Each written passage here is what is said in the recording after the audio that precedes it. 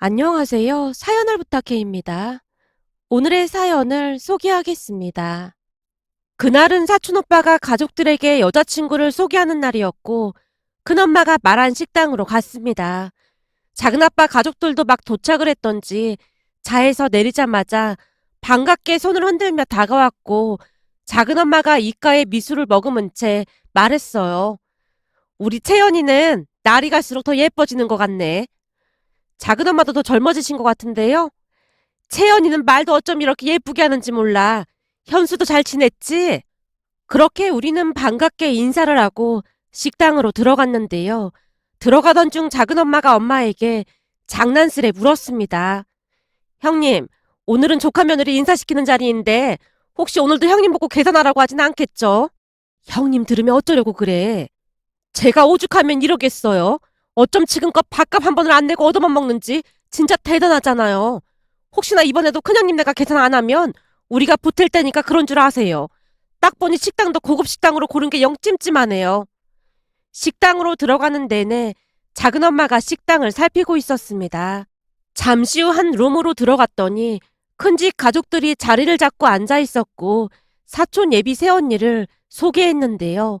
명문대를 나온 닌지라며 큰엄마가 쉴 새 없이 자랑을 했습니다. 하지만 가족 모두 그저 떨떠름한 표정으로 억지 미소를 지은 채 앉아 있었어요. 잠시 우리 가족 소개를 하자면 큰아빠는 평생을 공무원으로 사셨고 우리 아빠는 사업을 그리고 작은아빠는 대기업에 다녔습니다. 그러다 보니 큰엄마는 항상 앓는 소리를 했어요. 큰엄마의 단골 멘트가 있었는데요. 월급도 쥐꼬리만큼 받아서 월급 받으면 진짜 남는 게 하나도 없다니까요. 그러니까 오늘은 서방님이 계산 좀 해줘요. 라는 말을 달고 살았습니다. 그러니까 모든 가족 행사를 할 때마다 사업을 하는 우리 아빠가 다 계산을 했고 진짜 빈대처럼 살았는데요. 그나마 다행이었던 것은 작은아빠가 결혼을 하고 난 뒤에는 우리 부모님이랑 조금씩 나눠서 부담을 했습니다. 시간이 지날수록 큰엄마 큰아빠는 철면피가 되어갔고 나중에는 당연하다는 듯이 얻어먹기 바빴습니다. 그 행태는 날이 갈수록 점점 심해져 갔는데요. 주말만 되면 마치 할머니가 드시고 싶은 것처럼 전화를 해서 음식을 얻어먹기도 했습니다. 그 모습에 우리 부모님뿐만 아니라 작은엄마도 참 많이 못마땅해 했습니다. 나중에는 할머니마저 큰엄마 담을 쌓고 살 지경이었으니 어느 정도였는지 다들 짐작이 되리라 생각됩니다. 그뿐만이 아니었는데요. 사촌 오빠들이 학교에 들어갔다며 가방을 사달라, 옷을 사달라 그런 요구를 아주 대놓고 했습니다. 집에 돈이 없는 것도 아니었기에 처음에는 부모님도 좋은 마음으로 도움을 줬지만 시간이 지날수록 너무나 뻔뻔해지는 모습에 조금씩 거리를 두려 노력하는 모습이었어요. 하지만 큰엄마는 더욱 악착같이 뜯어내려고 안달이 난 듯 해보였고 할머니께 큰아빠의 무능력을 길타하며 하소연을 하기도 했습니다. 두 서방님은 돈도 잘 벌어서 떵떵거리고 사는데 겨우 공무원 나부랭이나 해서 사는 게 얼마나 힘든지 몰라요. 그러다 보니 두 서방님네가 조금씩 더 내고 그러는 건데 그걸 그렇게나 눈치 주고 너무하잖아요. 큰엄마가 눈물까지 찍어내며 하소연을 하면 할머니께서 많이 힘들어했습니다. 그러다 보니 부모님과 작은아빠 작은엄마도 되도록이면 분란을 일으키지 않으려 노력했고요. 그러던 어느 날은 지병을 오래 앓으셨던 할머니께서 돌아가셨습니다. 장례를 치르자마자 큰엄마가 선포하듯 말했어요. 남기신 거라곤 꼴랑집 한 채밖에 없는데 두 서방님은 잘 사시니까 어머님이 남기신 집은 우리가 가져도 되는 거죠? 그 뻔뻔함에 모두가 기함을 했지만 더 이상 관여하고 싶지 않다는 듯 고개를 절레절레 흔들 뿐이었습니다. 그날 집으로 따라온 작은엄마가 어이없다는 듯이 말을 했거든요. 큰형님은 진짜 대단하신 것 같아요. 매사 뭐가 그렇게 당당한 거래요? 돈이 없어서 얻어먹었으면 잘 먹었다는 말 한마디라도 해야 하는 거 아니겠어요? 어머님 집도 그래요. 은은 한마디도 없이 그냥 통보하는 거잖아요. 사실 나도 불만이 없는 건 아니지만 그래도 어쩌겠어. 그렇다고 어머님 장례 끝난 지 얼마나 됐다고 가족끼리 다투는 것도 참 웃기는 일이잖아. 동서도 형님 성격 잘 알잖아. 그러니까 그냥 그러려니 해. 형님, 그건 그렇고 앞으로는 어떻게 할 참이에요? 뭘 말하는 거야? 저는 더 이상 큰형님네랑 만나고 싶지 않거든요. 그동안이야 어머님이 마음 아파하시니까 억지로 얼굴 보고 살았지만 우리도 할 만큼 했다고 생각하거든요. 설마 형님은 계속 호구로 살 생각은 아닌 거죠? 우리도 그럴 생각은 없어. 서서히 만남을 줄여나갈 생각이야. 다행이네요. 저는 형님이랑 아주버님이 계속해서 호구 잡힐까봐 걱정이 됐거든요. 라며 작은엄마가 다행이라는 듯이 긴 한숨을 내쉬었습니다. 그 뒤 우리는 큰집 가족들과 거리를 둔 채 지냈습니다. 처음에는 큰엄마가 쫓아와서 난리를 치기도 했는데요. 동서, 어머님 돌아가시자마자 너무한 거 아니야? 우리가 남도 아니고 어쩜 이렇게 연락을 뚝 끊을 수가 있어? 형님, 저는 우리 친정언니랑도 한 달에 몇 번 만나지도 않아요. 근데 거의 매주 만나자고 연락하는 형님이 오히려 이상한 거 아닐까요? 내가 보니 막내 동서랑 둘이 짜고 그런 것 같던데 둘 다 그러는 거 아니야. 그동안 어머님 건강이 안 좋으셔서 자주 만났던 것뿐이고 이제는 각자 생활을 해야 하는 게 맞는 거잖아요. 그러니 무슨 큰일 있을 때나 얼굴 보고 살자고요. 그럼 제사 때랑 명절 때는 어쩔 거야? 형님이 제사도 안 지낸다고 해서 절에 모셨잖아요. 그런데 굳이 만날 일이 뭐가 있겠어요. 그동안 많이 참고 참았던 엄마가 대놓고 불만을 제기했고 큰엄마가 눈물까지 찍어 바르며 엄마를 나무랐습니다. 내가 억울해서 못 살겠다. 어쩜 어머님이 돌아가시자마자 집안이 개판됐네 개판됐어. 어머님 아버님께서 하늘에서 편히 쉬기나 하시겠어? 형님, 그럼 그렇게 알고 그만 가보세요. 라며 엄마가 내쫓듯 큰엄마를 돌려보냈는데요. 그 뒤에도 큰엄마가 몇 번이나 찾아와서 마치 맡겨놓은 보따리를 달라는 듯 말을 꺼내기도 했습니다. 급하게 돈이 좀 필요해서 그런데 돈 좀 빌려줘봐. 곧 갚을게. 무슨 돈이 필요하신데요? 아니, 우리 그이가 몸이 안 좋아서 병원 검사를 좀 받아야 한다는데 MRI부터 해서 검사 비용이 보통 비싼 게 아니더라고. 근데 공무원 월급이 쥐꼬리만 하다 보니까 우리가 그만한 돈이 어딨겠어. 다음 달 월급 나오면 갚을 테니까 좀 빌려줘봐. 라며 돈을 빌려가기도 했으니까요. 그 모습에 제가 불만스레 말을 꺼냈어요. 엄마, 안 갚을 거 뻔히 아는데 뭐로 돈을 주고 그래. 엄마가 그러니까 작정하고 더 그러는 거 아니야. 내가 듣기로 작은어머는 큰엄마한테 돈 같은 거 절대 안 빌려준다고 하던데. 그거 몇 푼 되지도 않는데 그냥 주고 말지 뭐. 게다가 사람이 아프다고 하잖아. 내가 보기엔 엄마가 제일 문제야. 그래도 요즘은 만나서 밥을 먹거나 하진 않잖아. 하긴 전에는 그것도 참 고역이긴 했어. 식사하는 내내 큰엄마만 말하고 다들 입 다물고 있었잖아. 그것도 내내 불만 또 불만. 진짜 짜증났었다니까. 그래도 어른한테 그런 말 하면 안 되지. 어디 가서 그러면 가정교육 제대로 못 받았다는 말 들어. 라며 엄마가 저를 나무랐습니다. 사실 그때까지만 해도 엄마는 소소하게 큰엄마를 도왔지만 조금씩 마음의 준비를 하고 있었던 게 아니었나 싶었어요. 그렇게 시간이 지난 어느 날 큰엄마가 작은엄마까지 불러놓고 말을 했습니다. 저기 내가 이렇게 찾아온 이유는 우리 상진이한테 결혼할 사람이 생겼다지 뭐야. 아, 잘 됐네요. 축하드려요. 고마워. 그래서 말인데 우리 예비 며느리 인사를 좀 시킬까 하는데 언제쯤 시간 괜찮아? 네? 굳이 그러실 필요가 없을 것 같은데요. 우린 그냥 결혼식장에서 보는 게 낫지 않을까요? 어머, 동서, 그게 무슨 소리야.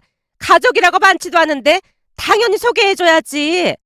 요즘은 그랬다가는 며느리들한테 엄청 욕먹는다고 하더라고요. 욕을 먹긴 왜 욕을 먹어. 요즘 추세가 되도록이면 시댁가족들이랑 마주치지 않는 거라잖아요. 요즘 젊은 사람들이 워낙 예민해서 귀찮게 하는 거 싫어한다고 그러더라고요.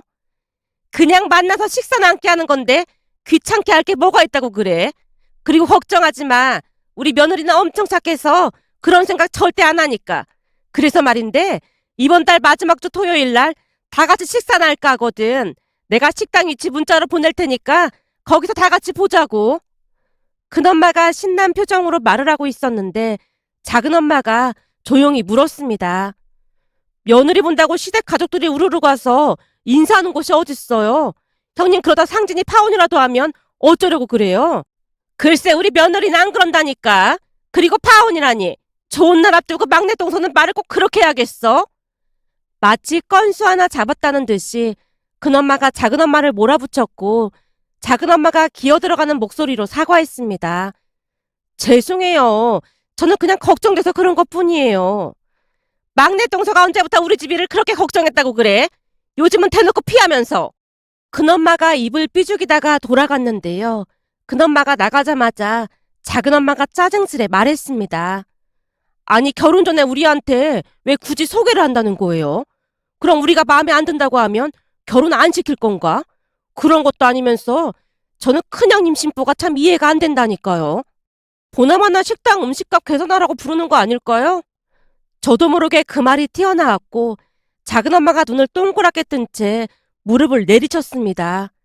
그렇네. 우리 채연이 말이 맞네. 음식값 계산하라고 우리를 부르는 거네. 채연아, 네 큰엄마가 보내준 이 식당 음식 가격 좀 확인해봐라. 보나마나 비싼 음식점이겠죠. 라며 제가 인터넷으로 식당을 확인하다가 헛웃음을 짓고 말았습니다. 거봐, 그럼 그렇지. 여기 음식값이 거의 호텔 수준인데요. 대체 이런 곳은 어떻게 찾아내는 건지 진짜 대단하네요. 그럼 그렇지. 암튼 큰형님 속이 시커멓다니까요. 작은엄마와 제가 마주보고 맞장구를 치고 있자 엄마가 말렸습니다. 가족들한테 며느리감 소개해준다는데 설마 그러겠어? 형님 체면도 있는데. 체면이 있는 사람이 그동안 그런 행동을 했을까 봐요. 우리 내기할까요? 내기는 무슨 내기를 해. 그러니까 큰형님이 밥값을 내는지 안 내는지 내기하자고요.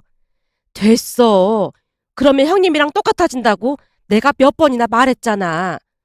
제가 얼마나 맺힌 게 많으면 이러겠어요. 형님은 화도 안 나세요? 딱히 기분은 좋지 않지만 그래도 어쩌겠어. 그냥 그러려니 해야지. 엄마가 가늘게 한숨을 내쉬었는데요. 사실 엄마도 불만이 많은 듯해 보였지만 그동안은 크게 문제될 게 없었던지라 꾹 참고 있는 듯해 보였습니다. 그렇게 또다시 시간이 흘러갔고 큰엄마가 말한 약속 장소에 도착을 해서 작은아빠 가족들과 함께 식당으로 들어갔는데요. 미리 와서 기다리고 있던 큰집 가족들이 반갑게 인사를 했습니다. 자리에 앉자마자 큰엄마가 자랑을 늘어놨어요. 우리 며느리가 말이야. 명문대 나와서 지금은 대기업 다니잖아. 서방님이 운영하는 회사는 좀 작은 회사라 명문대 나온 사람은 없겠네요. 없긴 왜 없어요. 현수가 명문대 나와서 다니고 있잖아요. 작은엄마가 대화에 끼어들었고 큰엄마가 못마땅하다는 표정으로 다시 입을 열었어요.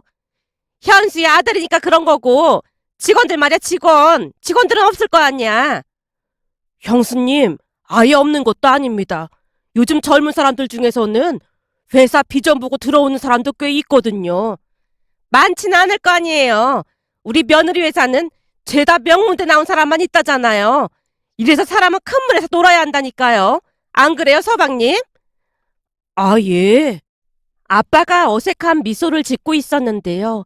순간 그동안 큰엄마가 어떤 행태를 부리던 그냥 참고만 있던 엄마 표정이 심상치 않아 보였고 엄마가 정색을 한 채 말했어요. 말이 대기업이지.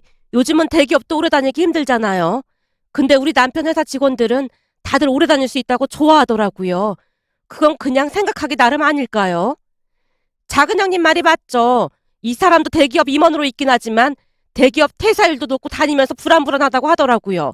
그나저나 둘째 아주버님, 혹시 제 일자리 하나 알아봐 주실 수 있으세요? 예? 재수 씨 일자리를요? 예, 지금까지 이 사람이 우리 먹여 살렸는데 이제는 제가 뭔가 해야 하지 않을까 싶거든요. 그래서 저도 틈틈이 컴퓨터도 배워두고 있었어요. 아니, 하려면 동생이 해야지. 재수 씨가 굳이 왜 하려는 거예요? 아주버님, 이 사람 대기업에서 임원까지 지냈는데 다른 회사 가면 얼마나 눈치 보이고 힘들겠어요. 아주버님이 회사 대표님이시니까 힘 좀 써주시면 안 될까요? 현장 일도 괜찮으니까 혹시 일자리 있으면 하나만 알아봐 주세요. 작은엄마가 장난스레 말하고 있었는데요. 작은아빠 눈시울이 붉어져 있었습니다. 하지만 큰엄마가 무시무시한 표정으로 작은엄마를 노려보며 식사하는 모습이 약간은 섬뜩해 보일 정도였습니다. 그렇게 식사가 끝난 뒤 큰엄마 큰아빠가 어떻게 하는지 우리 모두 지켜보고 있었는데요. 큰아빠가 성큼성큼 카운터로 가서 계산을 하는 게 아니겠어요. 그 모습에 작은 엄마가 작은 목소리로 쏘곤댔어요. 그래도 며느리 앞이라고 계산을 하긴 하나 보네요. 저는 큰아주버님이 바깥 계산하는 거 처음 봤잖아요. 그러게. 오늘 밥값 많이 나와서 우리 보고 계산하라고 할 줄 알았는데 이게 무슨 일인지 모르겠네. 엄마도 어리둥절한 표정으로 대답을 했는데요. 잠시 후 기가 막힌 일이 일어났습니다.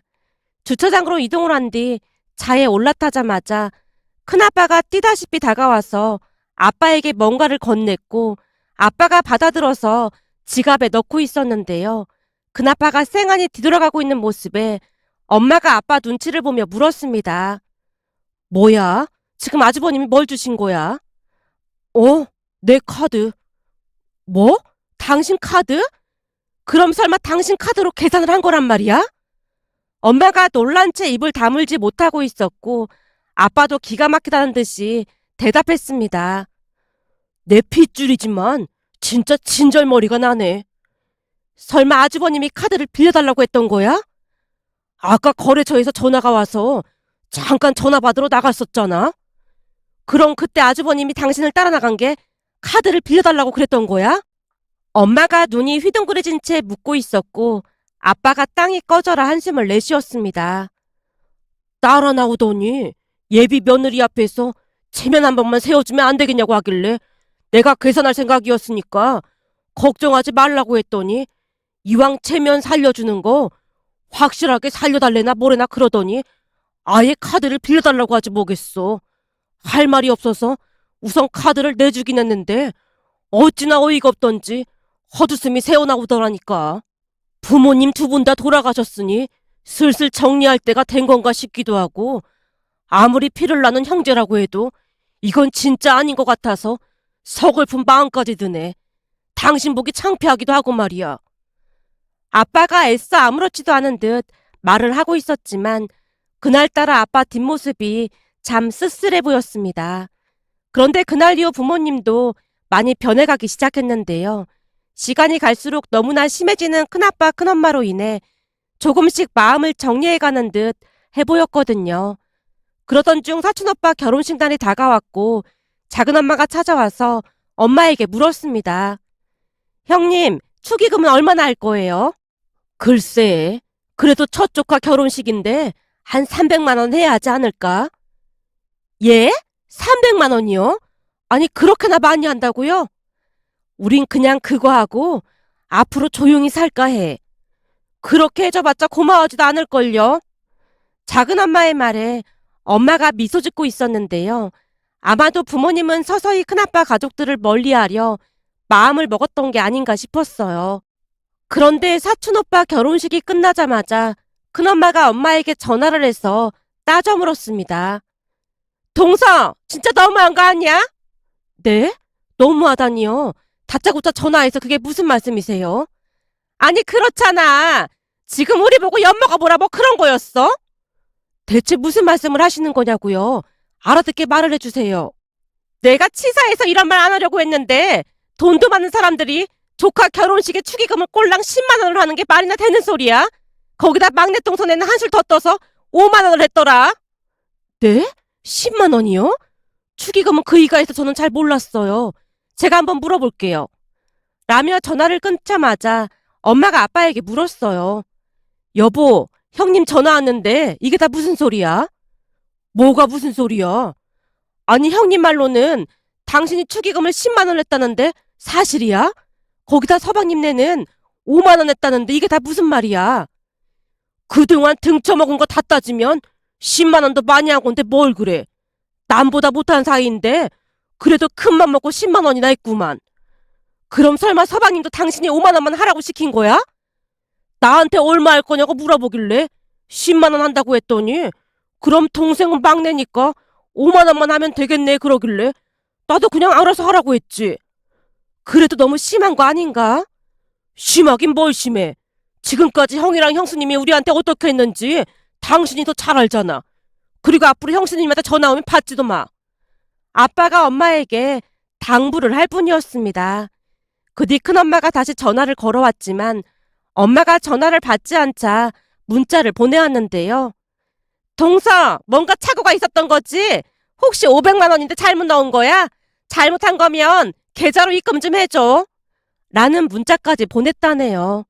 문자를 보자마자 아빠 표정이 더 굳어져 있었습니다.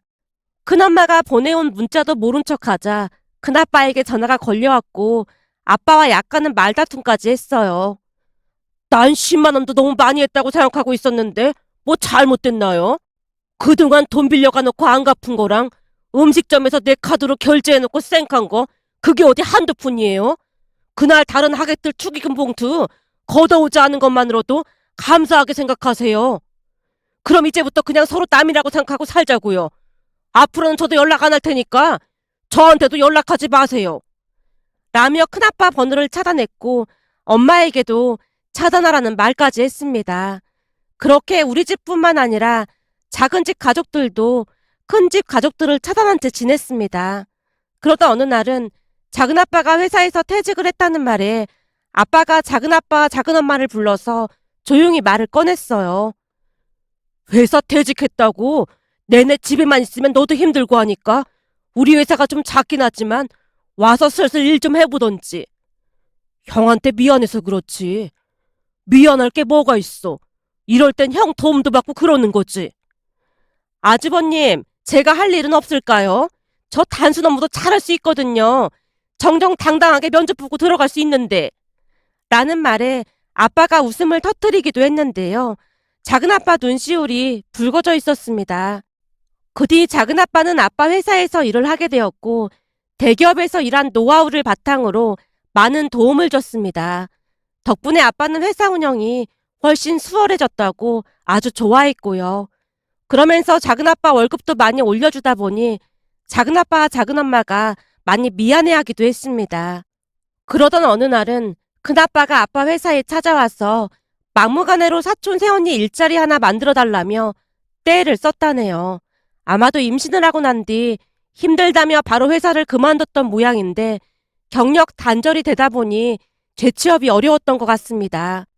그러다가 작은아빠가 월급을 많이 받는다는 소리를 친척분들에게 우연히 듣고는 찾아왔다고 하네요. 물론 아빠가 단박에 거절을 했고요. 그 바람에 큰아빠가 아빠와 작은아빠에게 욕설까지 하며 난리를 피웠다는데요. 그날 이후 큰집 가족과는 완전히 연락이 끊겼습니다. 그 모습에 핏줄이라고 해서 다 가족은 아니라는 생각이 들어 씁쓸한 마음에 이렇게 글 남겨봅니다. 오늘의 사연은 여기까지였습니다. 즐겁게 보셨다면 구독, 좋아요 부탁드립니다. 고맙습니다.